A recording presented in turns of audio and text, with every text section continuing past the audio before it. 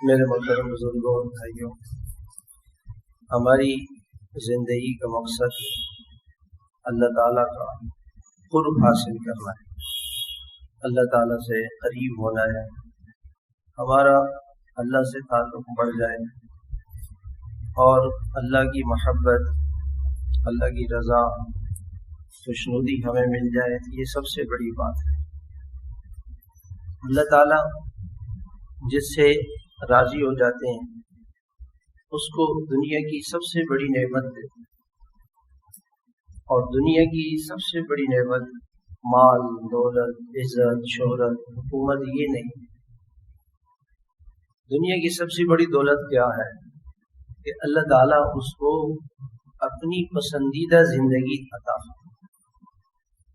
اس کا دیکھنا اللہ کو خوش کرتا ہے، اس کا سننا اللہ کو خوش کرتا ہے، اس کا بولنا اللہ کو خوش کرتا ہے، اس کا اٹھنا، اس کا جاگنا، اس کی زندگی سے اللہ تعالیٰ خوش ہوتا ہے، جس کو ایمان والی زندگی کہتے ہیں، جس کو اعمال والی زندگی، اللہ کی پسندیدہ زندگی، یہ سب سے بڑی نعمت، اس دنیا کی سب سے بڑی نعمت ایمان والی زندگی، اعمال والی زندگی۔ تو اللہ تعالیٰ کا قرب حاصل ہو جائے، اس کے لیے جو سب سے آسان راستہ ہے، مختصر ترین راستہ، قل ان کنتم تحبون اللہ فاتبعونی یحببکم اللہ۔ اگر تم اللہ تعالیٰ سے محبت کرتے ہو تو اللہ کے رسول کی اتباع کرو، بس اللہ کے رسول کی اتباع، یہ اللہ کا محبوب بنا دیتا ہے۔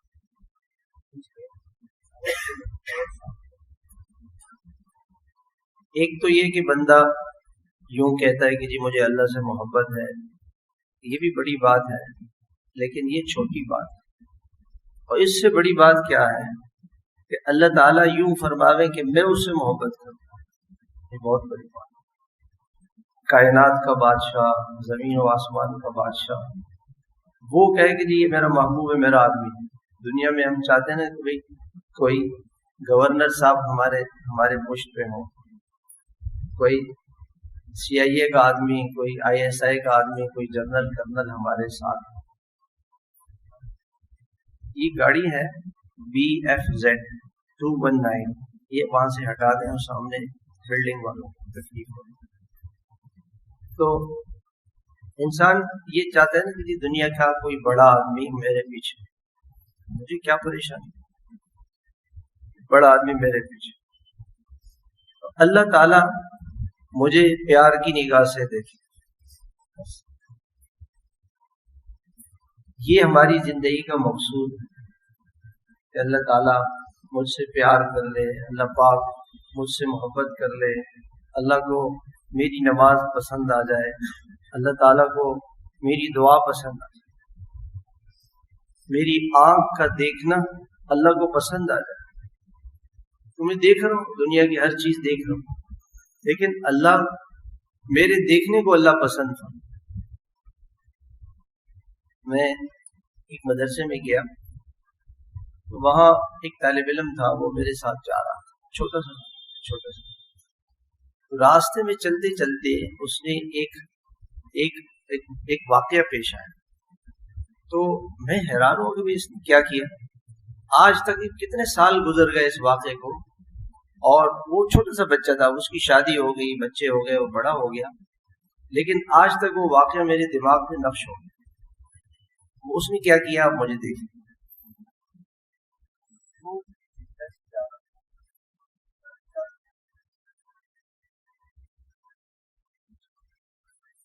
یعنی راستہ چلتے ہوئے وہ ایک دم اس نے دیوار کی طرف منہ کر کھڑا ہو گیا۔ میں حیران ہوں کہ کیوں کھڑا ہو گیا۔ میں نے دیکھا کہ دور سے ایک خاتون آ رہی تھی، اس خاتون سے اپنی نگاہیں بچانے کے لیے اس نے فوراً دیوار کی طرف منہ کر کے اور پشت کر دی عورت کی طرف، اور دیوار کی طرف منہ کر لیا۔ جب وہ چلی گئی پھر اس طرف جا دی۔ میں نے کہا دیکھو اس بچے نے مجھے تقوی سکھا دی، آنکھ کی حفاظت ایسی چیز۔ اور آج تک وہ واقعہ میرے دل پہ نقش ہے. مجھے اتنا پسند آیا اور اللہ کو کتنا پسند آیا ہوگا, اس کی یہ ادا اللہ کو کتنی پسند آئی. اللہ پاک کو میرا بول پسند آ گیا, میری آنکھ کا دیکھنا اللہ کو پسند آ گیا, میرا تہجد پڑھنا اللہ کو پسند آ گیا, میرا گشت اللہ کو پسند آ گیا, میرا سروزہ اللہ کو پسند آ گیا. اللہ پاک میرے ذکر کو پسند فرما, میری تلاوت کو پسند فرما.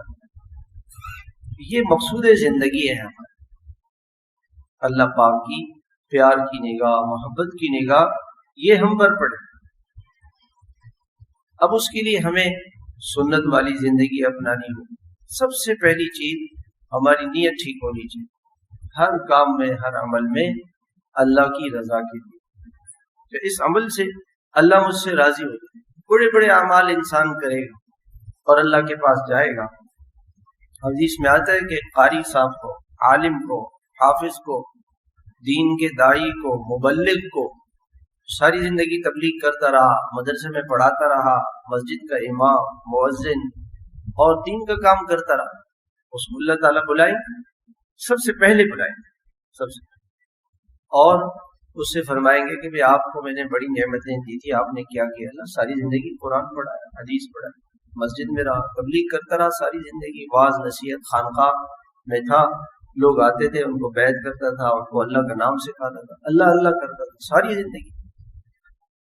اللہ تعالیٰ نے فرمایا کہ تو نے سچ کہا کہ تو نے کیا تو ہے لیکن اللہ کے لیے نہیں کیا, لوگوں کے لیے, اور اس لیے کیا کہ لوگ کہ جی واہ واہ واہ واہ, جی میرے ماشاءاللہ اتنے سفر ہو گئے, اتنے سال سے میرا چلہ لگ رہا ہے, میرے چلے کا ناغہ ہی کبھی نہیں ہوتا, یہ الحمدللہ تہجد کا ناغہ نہیں ہوتا. اللہ تعالیٰ توفیق دیتے ہیں مجھے, اور اس کو لوگوں کو بتانے کی کیا ضرورت ہے؟ جس کے لیے کرنا ہے اس کو بتایا جائے, اس کو تو بتانے کی ضرورت ہے. ان اول ما یسعر به نار جہنم, سب سے پہلے جس شخص کو جہنم میں ڈالا جائے گا وہ عالم ہوگا, وہ تبلیغ والا ہوگا, وہ خانقاہ والا ہوگا, وہ مدرسے والا ہوگا, وہ نمازی ہوگا, وہ حاجی صاحب ہوں گے, وہ عمرہ کرنے والا. لوگ پوچھتے ہیں جناب آپ نے کتنے حج کیے, یہ پوچھتے ہیں, وہ تو اللہ کو اگر ایک حج بھی پسند آ گیا کام بن جائے. قیامت میں اللہ تعالیٰ اعمال کو گنیں گے نہیں, کتنی تہجدیں پڑھی, کتنے روزے رکھے, گنیں گے نہیں, تولیں گے کہ اس عمل میں اخلاص کتنا تھا, اللہ کی رضا کتنا تھا, اللہ کی رضا کتنا. پہلا شخص جو جہنم میں ڈالا جائے گا لیا کرے, پہلا شخص بے نمازی نہیں ہوگا, نمازی ہوگا, حج کرنے والا ہوگا, مسجد میں رہنے والا ہوگا, مدرسے میں رہنے والا ہوگا, تبلیغ والا ہوگا, اور سب سے پہلے اس کو جہنم میں ڈالا جائے. بڑا مشکل کام ہے میرے بھائیوں, اخلاص تو بہت مشکل. اور دوسرے نمبر پر پھر ایک مجاہد کو بلایا جائے گا, جو اللہ تعالیٰ اس سے پوچھیں گے آپ نے کیا کیا؟ جہاد کیا, شہید ہو گیا, ایک جان تھی وہ بھی آپ پہ قربان, اس لیے کہ لیقال انک شہید, لوگ یہ کہیں جی واہ واہ وہ بڑا شہید ہے جی, بڑا شہادت کی موت اس کو مل گئی. بس شہرت, اللہ مقصود نہیں تھا, اس لیے سب سے پہلے سب سے بڑا کام جہاد ہے. اللہ کے لیے جان دینا کتنی بڑی بات ہے. وہ ساری زندگی مسجد میں, مدرسے میں, خانقاہ میں, تبلیغ میں گزارنا کتنی بڑی بات ہے, وہ آسان کام نہیں ہے, لیکن ان کو سب سے پہلے جہنم میں ڈالا جائے. اور تیسرے نمبر پر ایک آدمی کو بلایا جائے گا, تو آپ نے کیا کیا کہ اللہ آپ نے مال دیا تھا, آپ کے نام پہ لوٹایا تھا, وہ سیلاب زدگان کی مدد کی تھی, اتنی مسجدیں بنائی تھی, مدرسے بنائے تھے, لوگوں کو کھانے کھلائے تھے, رفائی تنظیمیں چلاتے تھے, این جی اوز کا کام کرتے تھے, لوگوں کے خدمت کرتے تھے, بیواؤں کی, یتیموں کی, مسکینوں کی, ہسپتال کھولے, کنویں بنائے, اور جناب کیا کچھ نہیں کیا. اللہ پاک فرماتے ہیں ہاں کیا تو ہے, لیکن لیقال انک جواد سخی، اس لیے کہ لوگ کہ جی واہ واہ واہ واہ، لوگ واہ واہ واہ واہ واہ تو ہو گئی، یہاں کچھ نہیں ملے. بہت مشکل کام ہے میرے بھائی. عمل کو اللہ کے لیے کر. بار بار حضرت مولانا الیاس رحمۃ اللہ علیہ فرمایا کرتے تھے ہر عمل میں اپنی نیت ٹھیک کرو. ہر عمل میں یہ کیوں کر رہا ہوں، صرف اللہ پاک راضی، وہ عمل قبول ہوگا جس میں صرف اللہ کی رضا ہوگی، اور جس عمل میں اللہ کے سوا کوئی اور مقصود ہوگا وہ عمل کام نہیں کرے گا. اللہ کے نبی علیہ الصلوۃ والسلام نے فرمایا کہ سب سے بڑا شرک وہ کیا ہے کہ انسان اپنے عمل میں اللہ کے سوا کسی اور کی نیت کرے. من صلی یرائی من یصام یرائی، روزہ رکھا، نماز پڑھی، نیک اعمال کیے اور اللہ کے سوا کسی اور کی نیت کرے. یہ بہت خطرے کی چیز. اس لیے جو اللہ والے تھے وہ اپنے عملوں کو چھپاتے تھے. حضرت مولانا حالیجوی رحمۃ اللہ علیہ بڑے اللہ والوں میں سے حضرت لاہوری کی پیر بھائی تھے. ہمارے سلسلے کے مشائخ میں سے حضرت مولانا تاج محمود امروٹھی اور حضرت دین پوری رحمۃ اللہ علیہ کے خلفاء میں سے. ایک شخص ان کے پاس گیا میرا جیسا، تو ایک عرصے تک خدمت میں رہا. پھر اس کے بعد حضرت سے کہنے لگا حضرت میں جس نیت سے آیا تھا وہ چیز مجھے نظر نہیں آئی. حضرت نے فرمایا بھائی کیا کس نیت سے آئے تھے؟ حضرت میں تو آیا تھا اس لیے مجھے کوئی کرامت نظر آئے آپ ہاتھ اٹھائیں تو جو ہے وہ جو کچھ ہم چاہ رہے ہیں وہ ہو جائے. آپ کے پاس کوئی جادو کی چھڑی ہو، کوئی الادین کا چراغ ہو آپ کے پاس، میرے مسئلے حل ہو جائے. اس لیے میں آیا تھا. وہ تو ہوا نہیں، اب ہوا پہ اڑے نہیں.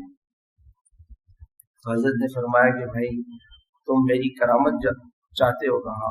تو میری سب سے بڑی کرامت میں بتاتا ہوں، وہ یہ ہے کہ اللہ کا کتنا لاکھ لاکھ شکر ہے کہ میرے گناہ تو ایسے ہیں کہ زمین پھٹے اور میں اندر چلا جاؤں.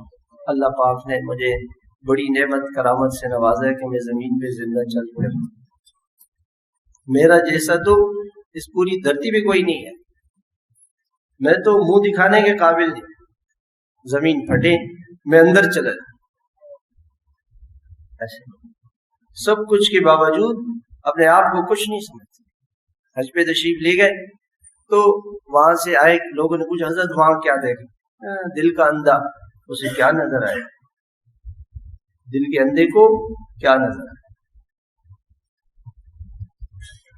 تو اللہ کے لیے عمل کرنا بہت مشکل کام. دیکھو لڑائی کہاں سے شروع ہوتی ہے؟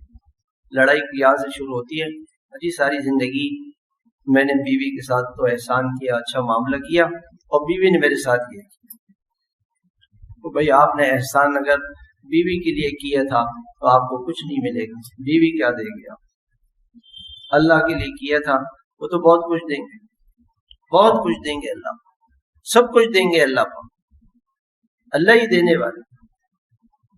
جس کی نیت یہ ہو کہ میں بیوی کی خدمت اس لیے کر رہا ہوں کہ وہ میرے ساتھ اچھا سلوک کرے، تو اس خدمت پر اس کو نہ دنیا میں کچھ ملے گا نہ آخرت میں. دنیا میں بیوی نہیں ہوگی ساتھ.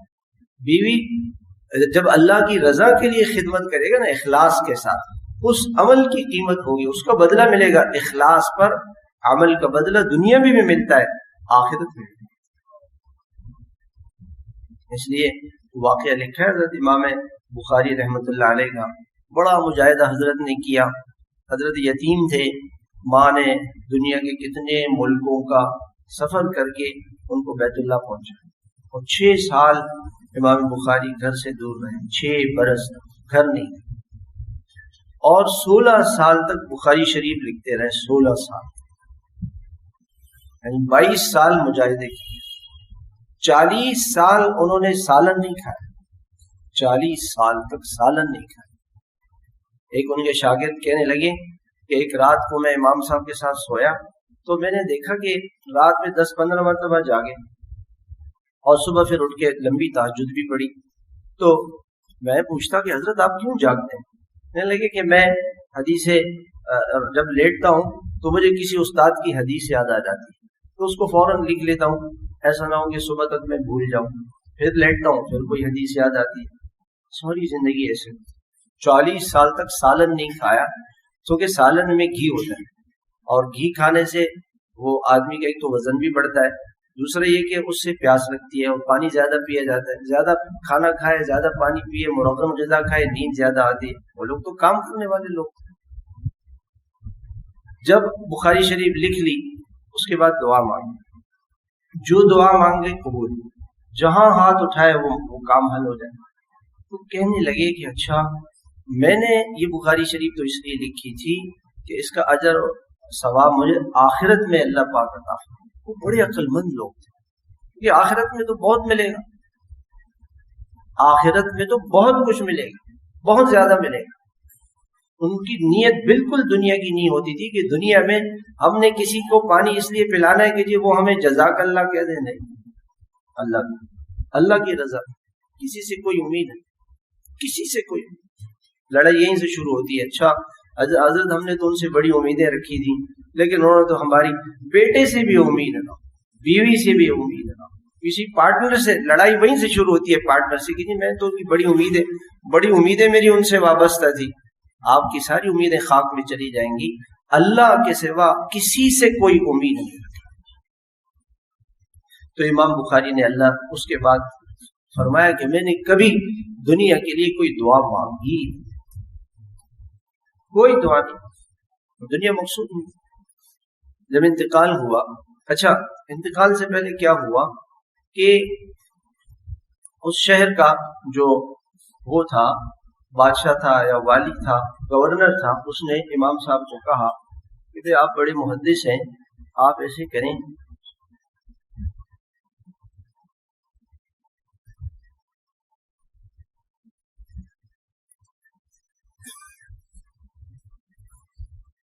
کریں کہ میرے بچوں کو نا میرے محل میں آ کے پڑھائیں.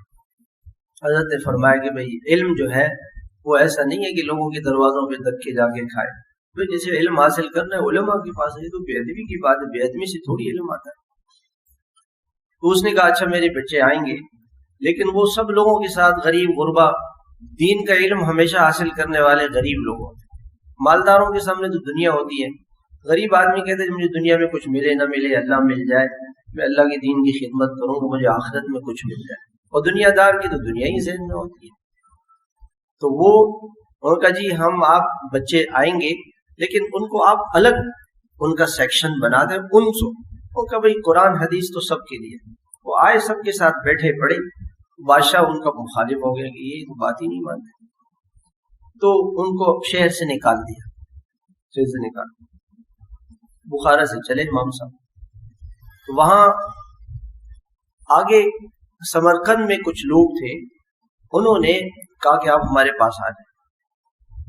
اچھا جب وہاں جانے لگے تو وہاں کے کچھ لوگ وہاں بھی مخالف ہو گئے، کیونکہ ان کو بادشاہ نے، اللہ والوں کے لوگ ویسی بدگمانیاں کرتے ہیں، شیطان تو مارتا رہتا ہے نا علماء پر، اللہ والوں پر، نیک بندوں کی بدگمانیاں دل میں ڈالتا رہتا ہے. تو وہاں جب سمرقند جانے لگے تو کچھ لوگ وہاں مخالف ہو گئے کہ ان کو تو ان کے شہر والوں نے نکالا ہے، تم کیوں ان کو شہر میں لانا چاہتے. امام بخاری نے بڑے پریشان کہ وہاں بھی سے بھی نکال دیا، آگے بھی جانے کا کوئی راستہ نہیں ہے. تو ایک جگہ تھی سمرقند سے کوئی 50-60 کلومیٹر پہلے، وہاں پہ ان کے ایک رشتہ دار تھے، ان کے گھر پہ رہ گئے، اور وہیں انتقال ہوا. جب ان کو دفن کیا گیا اب ان کی قبر سے خوشبو پھوٹ پڑی، ایسی خوشبو، دنیا جہان کے لوگ آئے مٹی لے جائیں، خوشبو ختم نہ ہو. اب سب لوگوں نے توبہ کی کہ اچھا اللہ تعالیٰ جو عمل اللہ کے لیے کیا جائے اللہ تعالیٰ دنیا میں بھی اس کی عزت دیتے ہیں، اور آخرت میں تو اللہ نے جو عزت دینی ہے وہ دینی ہے. آج دنیا میں ایسی عزت اللہ پاک نے امام بخاری کو دی ہے کہ قرآن شریف کے بعد ان کی کتاب اللہ پاک نے ان کو یہ اخلاص تھا، صرف اللہ کے لیے عمل کرنا، کسی کے ساتھ کوئی نیکی اس نیت سے کرے ہی نہیں کہ جی یہ میرے ساتھ اچھا ہے، میرے ساتھ اچھا. ایک دن میں نے بات کی اپنی طالبات سے کہ ہمیں گھر میں شوہر کے ساتھ، ماں کے ساتھ، رشتہ داروں کے ساتھ، سسرال کے ساتھ، میکے والوں کے ساتھ نرمی صبر کا برتاؤ کرنا چاہیے. صبر کرے. گھر کی زندگی صبر سے چلے. شوہر صبر کرے گا تو گھر کی زندگی اچھی ہو جائے گی.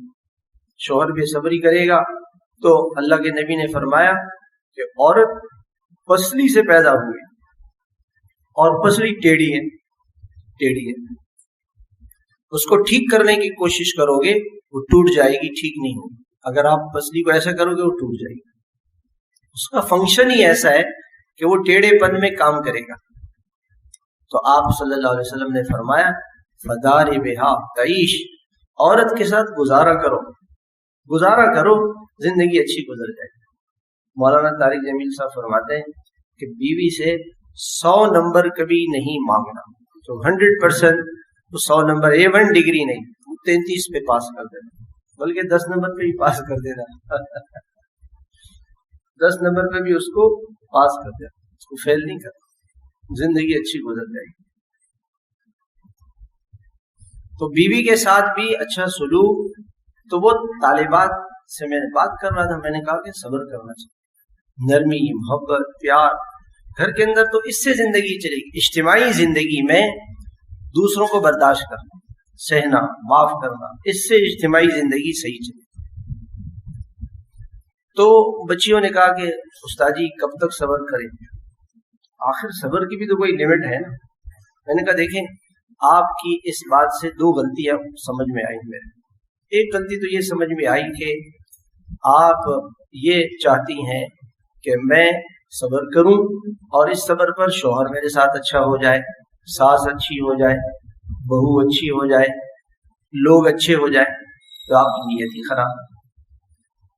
یہ نیت ہی خراب ہے کہ جی میں ساس کے ساتھ اچھی رہوں تاکہ وہ میرے ساتھ اچھی ہو جائے, میں شوہر کی خدمت اس لیے کروں کہ وہ میرے ساتھ اچھے اخلاق والا ہو جائے. تو آپ کی نیت ہی خراب ہے. ایک بات تو یہ. دوسری بات یہ ہے کہ آپ نے نیت اپنے عمل پر یہ کی ہے کہ دنیا میں ہمیں اس صبر کا بدلہ ملنا چاہیے, حالانکہ یہ دونوں نیتیں غلط ہیں. شوہر میرے ساتھ اچھا ہو جائے, یہ نیت بھی خراب, اور دنیا میں اس صبر کا بدلہ مجھے ملے, یہ بھی خراب. آپ کی نیت کیا ہونی چاہیے کہ اس صبر پر مجھے, میں نے کہا کہ آپ نے سوال کیا تھا کہ کب تک صبر کریں, میں نے کہا جب تک صبر کی جنت نہ مل جائے تب تک صبر کریں. جب صبر کی جنت ملے گی سب بھول جائے گا انسان. حدیث میں آتا ہے ایک شخص کو لایا جائے گا جس نے دنیا میں سب سے زیادہ غم اٹھائے, سب سے زیادہ پریشانیاں, مصیبتوں, بلاؤں میں رہا ہوگا. ایسا دنیا کا سب سے زیادہ پریشان ترین حالات میں اس نے زندگی گزاری. اس شخص کو اللہ تعالیٰ فرشتوں سے فرمائیں گے اس کو لے جاؤ اور جنت میں ایک ڈبکی دے کے واپس لے. فرشتے لے جائیں گے, اس کو جنت میں غوطہ دیں گے اور اس کو واپس لے آئیں گے. اللہ تعالیٰ اس سے پوچھے گا کہ کیا حال ہے تمہارا؟ اللہ مجھے تو پتہ نہیں غم کیا ہے, پریشانیاں کیا ہے. بھول جائے گا. جنت کی ایک ڈبکی, جنت کا ایک نظارہ, جنت کی ایک سیر اس کی ساری دنیا کی پریشانیاں ختم کر دیں. تو نیت آخرت کی, دنیا کی کوئی نیت نہ ہو, کسی سے کوئی نیت نہ ہو, کسی بھی وقت کوئی نیت نہ ہو, صرف اللہ کی رضا. حدیث پاک کے اندر ایک واقعہ آتا ہے. بعض حدیثوں میں آتا ہے کہ وہ عورت تھی, بعض میں آتا ہے کہ مرد. محدثین کہتے ہیں کہ 2 واقعات ہیں, مرد کے ساتھ بھی یہ واقعہ پیش آیا اور عورت کے ساتھ. عورت بد کردار, مرد بھی بد کردار, گناہگار. راستے میں وہ عورت جا رہی تھی, اس نے دیکھا کہ کتا مر رہا ہے پیاس سے. اس نے سر سے دوپٹہ اتارا اور پاؤں سے موزہ اتار کے, چمڑے کا موزہ تھا, وہ کنویں میں ڈال کے اس سے پانی نکال کے اس کتے کو پلا. فشکر اللہ لہا, حدیث میں آتا ہے کہ اللہ نے اس کی نیکی کو قبول کیا اور وادخلها الجنۃ, اللہ تعالیٰ نے اس کے جنتی ہونے کا فیصلہ کیا. اب اس کے جو گناہ ہوئے تھے اللہ نے معاف کر دی, اس کی کوئی نیکی اللہ کو ایسی پسند آ گئی. بعض اوقات انسان کو کوئی, اللہ پاک کو کوئی نیکی ایسی پسند آ جاتی ہے کہ اللہ اس کے گناہ معاف کر دیتے ہیں, سو اللہ کو اس سے کوئی پوچھ نہیں سکتا. بہرحال اس کے لیے جنتی ہونے کا فیصلہ ہو. علماء نے لکھا ہے کہ اس عمل میں جو بڑی وجہ تھی, ایک تو خدمت, شفقت, نرمی, محبت, یعنی انسان تو کیا جانور کے ساتھ بھی انسان کا رویہ اچھا ہونا چاہیے۔ ایک اللہ والے تھے، چینی خرید کے گھر لے آئے، دیکھا کہ اس میں جو ہے وہ چیونٹی تھی، اوہو یہ چیونٹی تو بچھڑ گئی اپنی اور چیونٹیوں سے، اور اس کا بل وہاں ہوگا، یہ یہاں پردیس میں آ گئی۔ تو دوبارہ وہ چینی کا تھیلا لیا، اس دکان میں گئے اور اس چیونٹی کو وہاں اتار کے پھر واپس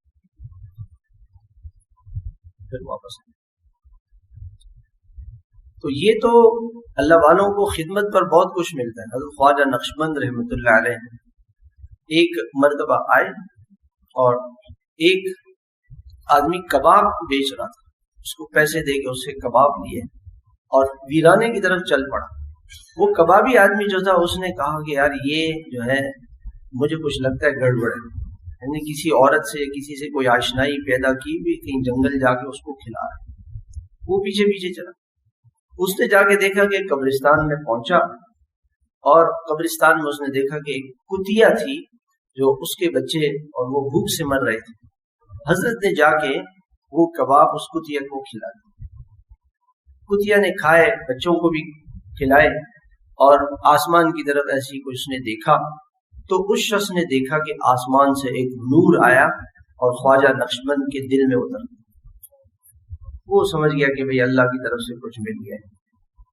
اس کے بعد سے حضرت خواجہ نقشبند رحمۃ اللہ علیہ اتنے بڑے اللہ والے بزرگ، ایک اور اللہ والے تھے، ان کی جب ان کا انتقال ہوا، بڑے محدث، بڑے اللہ والے، بڑا انہوں نے دین کا کام کیا۔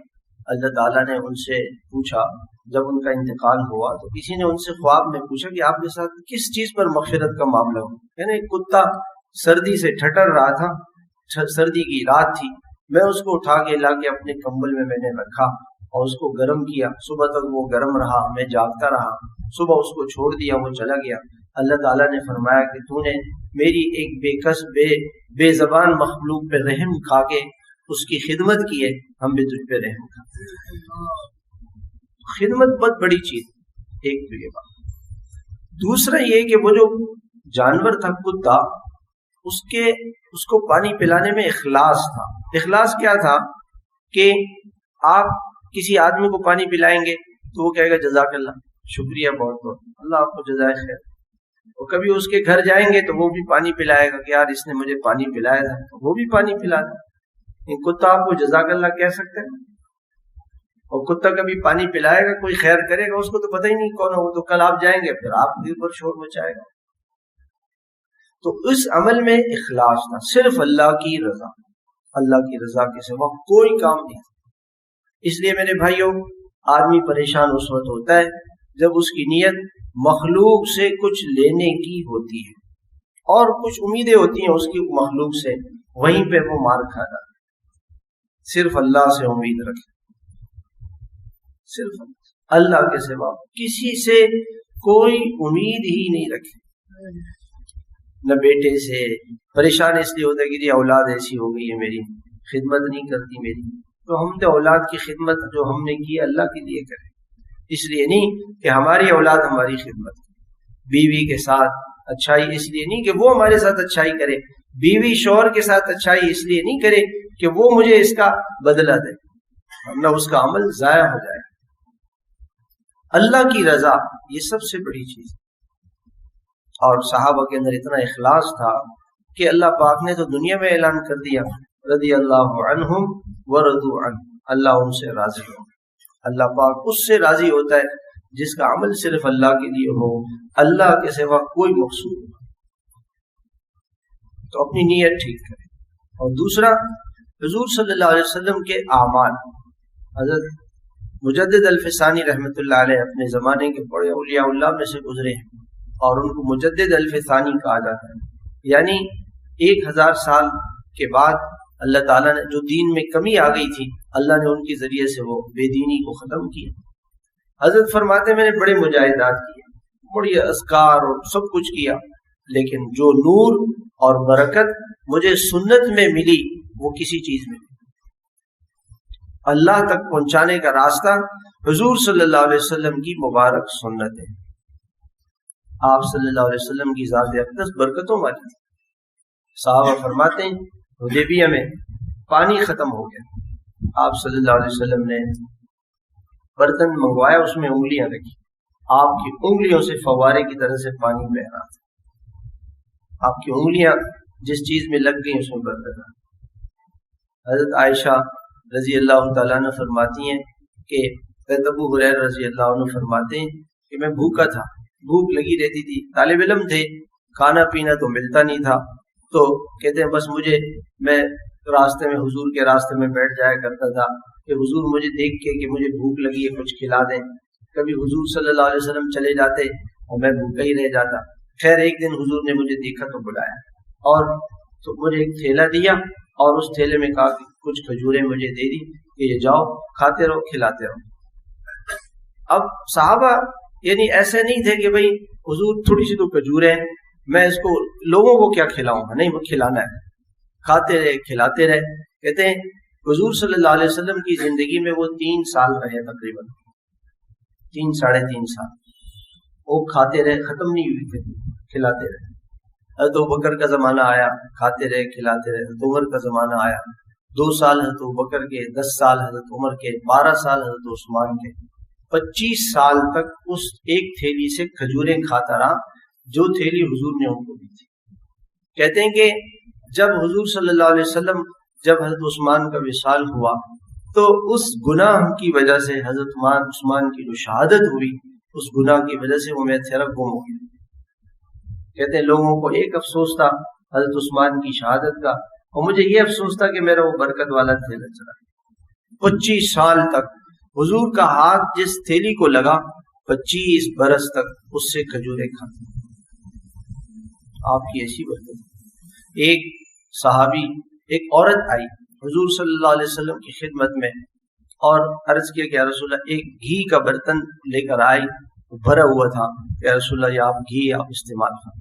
آپ نے اندر بھیجا اور اس کو گھی اس سے لے لیا، تھوڑا سا اس میں چھوڑ دیا اور لا کے اس کو واپس کیا۔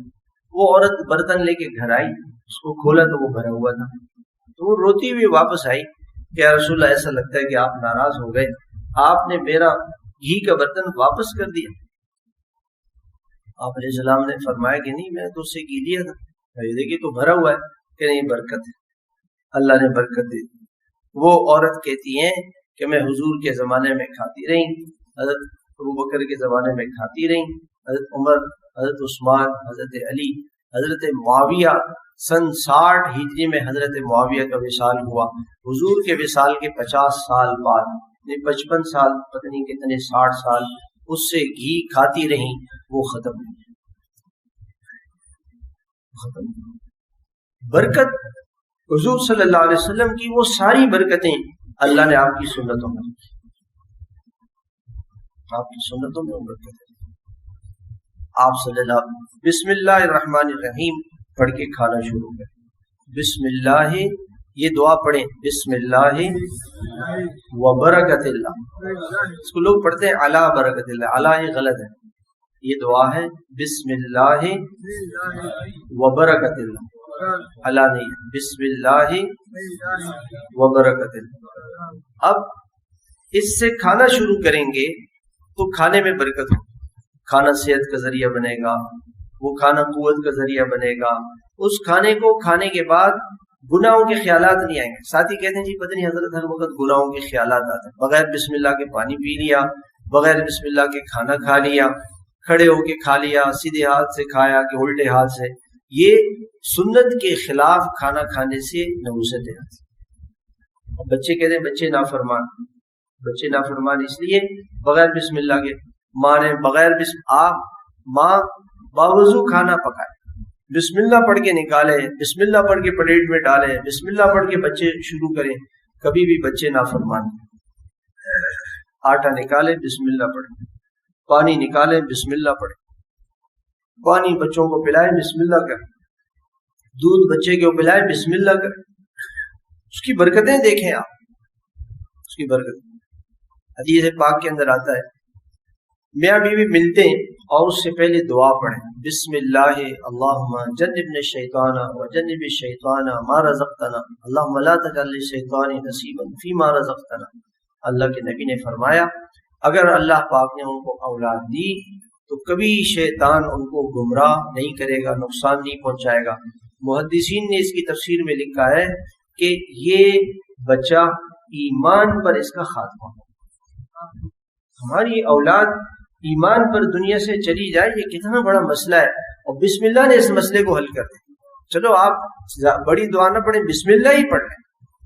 اور اللہ کے نبی فرماتے ہیں کہ جو شخص بغیر بسم اللہ کے ملتا ہے بیوی سے، شیطان اس عمل میں شریک ہوتا ہے، اولاد نافرمان ہوتی ہے۔ جی کیا کریں، اولاد نے تو ناک میں دم کر دیا ہے، تو اسی وجہ سے ہم نے بغیر بسم اللہ کے بہت سے کام اپنی زندگی میں بغیر بسم اللہ کے۔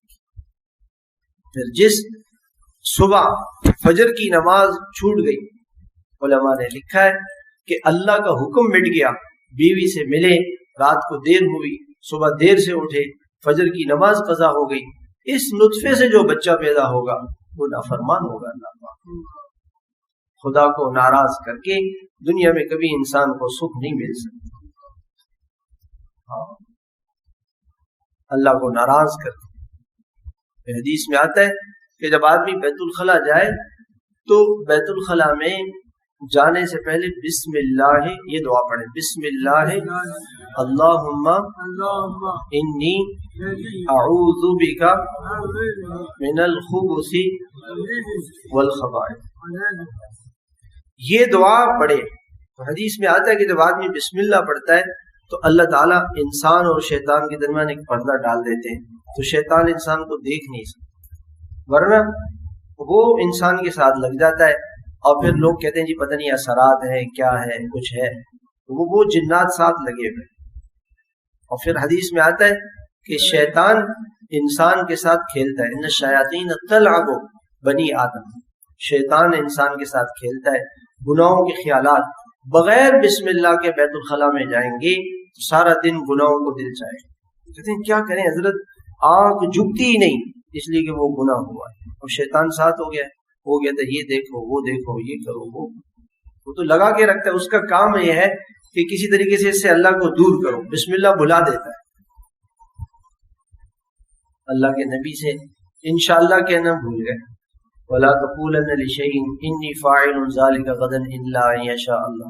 مکے کے کافروں نے کہا اگر آپ اللہ کے نبی ہیں نا تو آپ یہ بتائیں اصحاب کہف کون تھے، ذوالقرنین کون تھا، اور حضرت یعقوب علیہ السلام یہ رہتے تھے فلسطین میں، مصر کیسے آئے؟ حضور نے فرمایا کل بتا دوں، کل بتا دوں، صرف انشاءاللہ کہنا بھول گئے۔ 18 دن تک وہی نہیں آئی، روز کافر آئے، کہتے ہیں کہ میں نبی ہوں، یہ نبی ہے، نبی ایسے ہوتے ہیں، جھوٹ بولتے ہیں، الیاذ باللہ، الیاذ باللہ۔ اتنا اللہ کے نبی کو ستایا، 18 دن تک وہ صرف انشاءاللہ کہنا بھول گئے تھے۔ علماء نے لکھا کہ دل میں تو انشاءاللہ تھا، زبان پہ نہیں آیا، دل میں تو تھا مگر زبان پہ نہیں۔ اور ہوا کیا، اتنی پریشانی آ گئی، اتنی پریشانی آ گئی، 18 دن کے بعد وہی آئی، اور پہلا اللہ پاک نے یوں ارشاد فرمایا وَلَا تَقُولَنَّ لِشَيْءٍ إِنِّي فَاعِلٌ ذَلِكَ غَدًا إِلَّا أَن يَشَاءَ اللَّهُ۔ آپ نے اللہ کا نام کیوں نہیں لیا؟ اللہ کے نبی ہیں اور اللہ کا نام نہیں لیا، اور 18 دن تک وہی بند ہو گئی۔ حدیث پاک کے اندر آتا ہے جب آدمی بسم اللہ پڑھے بغیر کھانا شروع کرے شیطان اس میں شریک ہو جاتا ہے، اور جب گھر جائے اور بسم اللہ کے بغیر داخل ہو اور بسم اللہ پڑھے بغیر دروازہ بند کرے، دیکھو 2 مرتبہ بسم اللہ پڑھ لیجیے، ایک تو بسم اللہ گھر میں داخل ہونے کی، بسم اللہ الرحمن الرحیم، اللہم انی اسألک خیر المولج وخیر المخرج، بسم اللہ ولجنا وبسم اللہ خرجنا وعلی اللہ ربنا توکلنا، یہ دعا ہے۔ چلو اگر یہ دعا یاد نہ ہو تو بسم اللہ پڑھ کے داخل ہو، اور دروازہ بھی بسم اللہ پڑھ کے بند کریں، تو حدیث میں آتا ہے کہ شیطان باہر رہ جاتا ہے۔ آپ بسم اللہ پڑھ کے دروازہ بند کریں، آپ کا دروازہ کوئی چور نہیں کھول سکتا۔ اللہ کا نام آ گیا، اللہ کا نام آ گیا، اللہ کے نام میں وہ طاقت ہے، ایک آدمی بھی اس کائنات میں اللہ اللہ کہنے والا ہوگا قیامت نہیں آئے گی۔ اللہ کے نام میں تو اتنی بڑی طاقت، ہم اللہ کو بھول گئے، اللہ ہی کو بھول گئے۔ تو گھر میں شیطان آیا، اب لڑائی ہو گئی بیوی سے، اب بچہ جو ہے وہ نماز فجر کی نماز بھی ضائع ہو گئی، اعمال نہیں ہو رہے ہیں، گھر میں نحوست ہے، پتہ نہیں، بس دل ہر ایک کا دل دوسرے سے پھٹا ہوا ہے، بہو ساس سے ناراض، ساس بہو سے ناراض، اور بیٹے ماں باپ سے ناراض، وہ شیطان آیا ہوا ہے اور لڑائیاں کرا رہا ہے، وہ بغیر بسم اللہ کے گھر کے اندر آ گئے۔ اور ساتھی کہتے ہیں کہ حضرت کیا کریں، یاد ہی نہیں آتا عمل کے وقت۔ یہ اللہ کی سخت ناراضگی کی نشانی ہے کہ عمل کے وقت انسان کو سنت یاد نہ آئے، تو بہت سخت ناراضگی کی بات ہے۔ اللہ دیکھیں، اللہ کی طرف سے محرومی ہے یہ کہ عمل کے وقت وہ سنت یاد نہیں آئے، یہ تو رونے کی چیز ہے۔ بزرگوں نے اس کا، ایک اللہ والے تھے، اب وہ بیت الخلاء میں چلے گئے، پھر باہر آ گئے۔ کسی نے پوچھا بھی حضرت پھر گئے، پھر باہر آ گئے، پھر گئے، پھر باہر آ گئے۔ لوگوں نے کہا حضرت یہ کیا کر رہے ہیں؟ کہنے لگے شیطان آیا تھا، اس نے بغیر بسم اللہ پڑھے اندر داخل کیا تھا، تو میں نے شیطان کو سزا دینے کے لیے 10 مرتبہ اندر گیا، پھر دعا پڑھی، پھر باہر آیا، تاکہ میں آئندہ نہیں بھولوں، آئندہ میں نہیں بھولوں۔ صبح کے ناشتے میں بسم اللہ پڑھی کہ نہیں پڑھی؟ اب نہیں پڑھی نا، دوپہر کا کھانا نہیں کھایا، دوپہر کا کھانا نہیں کھلائے اس ناشتے۔ یہ شام کو بسم اللہ بھی یاد دلائے گا، سورہ فاتحہ بھی یاد دلائے گا، شام کو نفس کہے گا سورہ فاتحہ بھی پڑھ لو یار۔ یہ تو بہت چالاک ہے نفس، بہت چالاک۔ علماء نے اس کا طریقہ لکھا ہے کہ آپ ایسے کریں کہ شام کو ایک وقت میں بیٹھ جائیں اور صبح سے سوچیں کہ بھی میں صبح جاگا تھا، پھر نماز پڑھی تھی، وضو کیا تھا، استنجا کیا تھا، کھانا کھایا تھا، دفتر گیا تھا، کیا بازار گیا، بازار کی دعا پڑھی کہ نہیں پڑھی، اور نہیں کیا، اب ساری دعائیں پڑھیں بیٹھ کے، فجر کے بعد سے لے کے مغرب تک، عشاء تک کی ساری دعائیں پڑھیں۔ اچھا اتنی مرتبہ گھر میں داخل ہوا تو اتنی مرتبہ وہ گھر پہ داخل ہونے کی دعا پڑھے، اتنا مرتبہ کھانا کھا، اتنی مرتبہ پانی پیا تھا، پتہ نہیں بسم اللہ کے بغیر پیا تھا، اب وہ دوبارہ اے اللہ میں بسم اللہ، وہ ساری دعاؤں کو دہرائے۔ اگلے دن کیا ہوگا انشاءاللہ، جب آدھا گھنٹہ اس میں لگے گا نا، تو اگلے دن جو ہے وہ وقت پہ یاد آ جائے گا۔ اور اگر اسی طرح سے میرے دوستوں غفلت کی زندگی گزرتی چلی، دیکھیں ایک تو یہ ہے کہ ہم 6 نمبر بیان کرتے ہیں نا، بیان میں بھی بیان کرتا ہوں، آپ بھی بیان کرتے ہیں، 6 نمبر دعوت دیتے ہیں 6 نمبروں کی، کہ بھئی حضور صلی اللہ علیہ وسلم کے طریقوں میں کامیابی ہے، اس میں دعوت دینے کا ثواب آپ کو ضرور ملے گا، لیکن سنت کی برکتیں آپ کو اس وقت ملیں گی جب سنت آپ کی زندگی میں ہو۔ ایک بزرگ نے رائے میں بڑی عجیب بات کی کہ بھئی ایک تو وہ 6 نمبر ہے جو ہم بیان کرتے ہیں، نماز بیان کیا، اس میں 6 نمبر بیان کیے، نماز کا بھی بیان کیا، تو بیان کرنے پر ثواب تو ملے گا بیان کا، لیکن جس نماز پر اللہ نے وعدہ کیا ہے مدد کا، وہ اس نماز پر ہے جو ہم پڑھتے ہیں، بیان والے نماز پہ نہیں۔ میں جو بیان کر رہا ہوں اس میں مجھے بیان کا ثواب تو ملے گا، لیکن مجھے برکت جو میری زندگی میں آئے گی وہ اس نماز سے آئے گی جو میں پڑھتا ہوں، ان سنتوں کی برکتیں مجھے ملیں گی جو میری زندگی میں، اگر میری زندگی میں سنتیں نہیں ہیں، چاہے میں 100 سال بیان کرتا رہوں، سنت کی برکتوں سے خالی ہوں۔ ہم اس دھوکے میں پڑے ہوئے، ہم تو دعوت دیتے ہیں سارا دن سنتوں، زندگی میں سنت ہے کہ نہیں؟ مسجد میں داخل ہو رہے ہیں الٹے پاؤں سے، پتہ ہی نہیں چل رہا کون سے پاؤں سے داخل ہو رہے ہیں۔ سنت کی برکتیں اس شخص کو ملیں گی جس کی زندگی میں سنت ہے، اس کی زندگی میں سنت، اور اپنی زندگی میں سنتیں لانے کے لیے محنت کرنی پڑتی ہے، بار بار اپنی نگرانی کرنی پڑتی ہے، ہر تھوڑی دیر کے بعد بھئی جو ہم یہاں یہ عمل میں نے کیا سنت کے مطابق کیا کہ نہیں کیا، استغفار پڑھیں یا اللہ معاف کر دیں، اور اسی وقت وہ دعا پڑھ لیں۔ بازار سے بھی ہم ہو کے آئے ہیں، ہم نے بازار کی دعا نہیں پڑھی، ابھی پڑھ لیں، ابھی پڑھی۔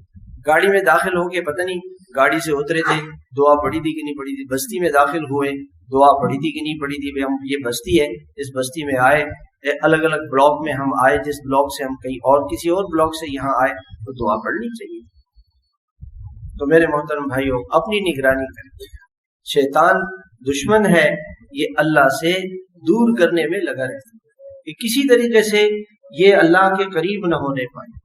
میں آپ کو ایک عبارت پڑھ کے سنانا چاہ رہا تھا، یہ کتاب ہے علامہ عبدالوہاب شعرانی رحمۃ اللہ علیہ کی، جس کا ترجمہ حضرت مولانا ظفر احمد عثمانی نے کیا تھا حضرت تھانوی رحمۃ اللہ علیہ کے اشارے میں.